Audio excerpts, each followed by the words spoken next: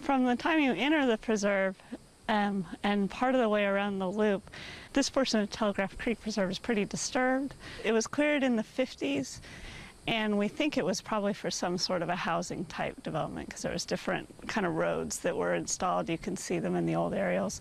And then they dug out a channel from the creek itself and quite a ways through the preserve. And that's kind of as you're walking along and you'll see these humongous dirt mounds. That's the dirt for that channel that was dug. Since it's been there so long and it was kind of dug in a more interesting way, it's not just straight and flat. There's all kinds of vegetation. There's big cypress trees down there and other bushes. There's some rare plants that are down in the dugout portion of it. And then on the banks, on these big dirt mounds, there's a lot of nice native trees and bushes that are pretty well established. So we aren't going to be doing any restoration on it beyond removing the invasive exotic plants. It would just do way more destruction and be incredibly expensive. And it's also kind of interesting because Southwest Florida is so flat.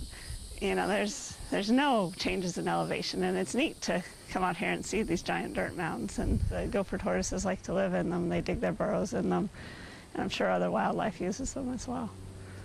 So once you get further into the preserve, it does become a lot more natural.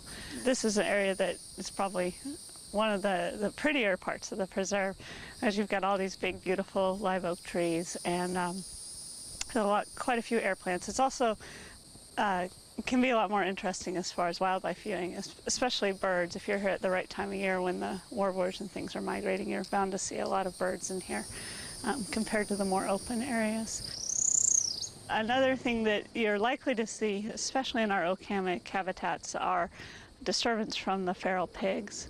And you may see a hog as well. Typically, you won't see them, and if you do see them, they're not really something you need to be afraid of as long as you don't bother them. But they love these oak hammocks, you know, partially because it is shady, and they also spend a lot of time rooting around. They eat a lot of acorns, and they eat a lot of grubs and things that they find in the ground. So as you're walking on the trail, once it hits the hammock, you'll get to these areas where it's kind of all mounded up and it's a mess, and that is from the wild hogs out here.